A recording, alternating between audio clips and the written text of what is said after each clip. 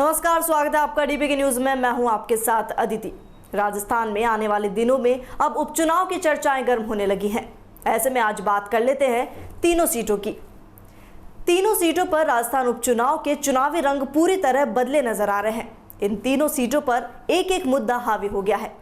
17 अप्रैल को राजसमंद, सहाड़ा और सुजानगढ़ की सीटों पर मतदान होना है और इसके लिए प्रत्याशी जोर शोर से चुनावी प्रचार में जुट चुके हैं।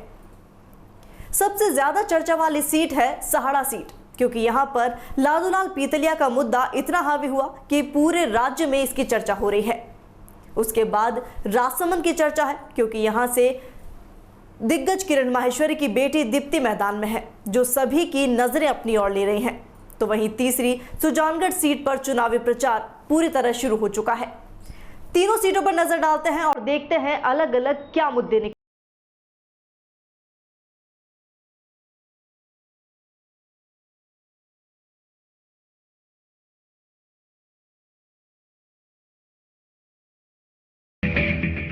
भीलवाड़ा के सहाड़ा विधानसभा क्षेत्र में उपचुनाव के सारे मुद्दे गौण हो गए हैं। अब यहां सिर्फ एक ही मुद्दा सबसे बड़ा है और वह है पीतलिया। उनका कौन सा ऑडियो आने वाला है, उनकी कोरोना रिपोर्ट नेगेटिव आएगी या पॉजिटिव, वो होम क्वारंटाइन में है तो बाहर कब आएंगे। अब चूंकि मेडिकल डिपार्टमेंट ने बाहर से आने का कारण बताते हुए पीतलिया को होम क्वारंटाइन का नोटिस दिया है, इसलिए पीतलिया क्वारंटाइन में है। अब उनकी कोरोना जांच रिपोर्ट का लोग इंतजार कर रहे हैं। रिपोर्ट कब नेगेटिव हो और कब पीतलिया घर से बाहर प्रचार में जुटे। यानी भाजपा और कांग्रेस के प्रसार से ज्यादा पीतलिया की एक्टिविटी पर सबकी नजरें हैं। गुरुवार को आरएलपी प्रमुख और सांसद हनुमान बेनीवाल की सभाएं भी हैं। ऐसे में भाजपा और कांग्रेस के प्रत्याशी घर घर प्रचार में जुटे हैं। सहाड़ा से भाजपा के रतनलाल जाट और कांग्रेस की गायत्री देवी त्रिवेदी चुनाव लड़ रही हैं। राजसमंद की बात करें तो चुनाव प्रचार में प्रत्याशियों ने रोचक तरीके अपनाए हैं। 4-5 दिन पहले भाजपा की दीप्ति माहेश्वरी एक गांव में पानी की मटकी उठाकर महिला के सर रखते हुए फोटो काफी चर्चा में लेकर आई। तो वहीं कांग्रेस के प्रत्याशी तनसुख बोहरा का दुल्हा बनकर बिंदोरी निकालने का वीडियो रोचक रहा।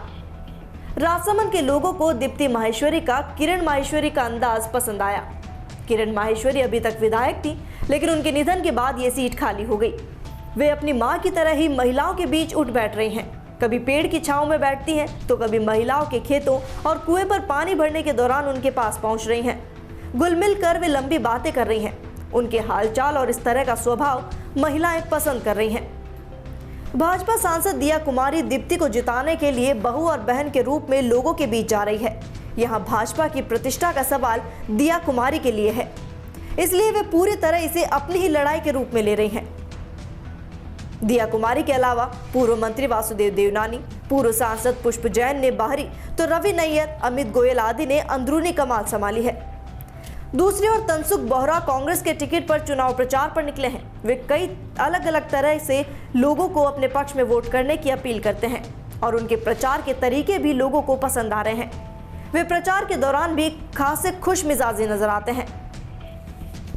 आखिरी तीसरी सीट सुजानगढ़। गुरुवार को चुनाव प्रचार में दोनों ही दल घर घर चुनाव प्रचार में जुटे। सुजानगढ़ सीट को कांग्रेस प्रदेश अध्यक्ष गोविंद सिंह डोटासरा ने अपने लिए प्रतिष्ठा का सवाल बना लिया है।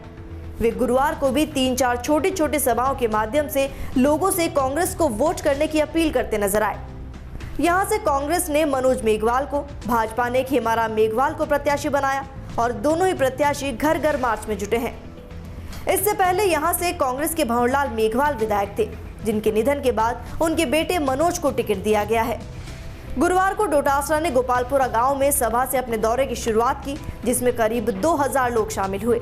भाजपा की ओर से पूर्व मंत्री राजेंद्र राठौड़, राम सिंह कसवा, केंद्रीय मंत्री अर्जुन राम मेघवाल भी डटे हैं। कुल मिलाकर तीनों ही जगहों पर अब मुकाबले बेहद रोचक हो गए हैं और उपचुनाव की तस्वीर बदलती नजर आ रही है। ब्यूरो रिपोर्ट, डीपी के न्यूज।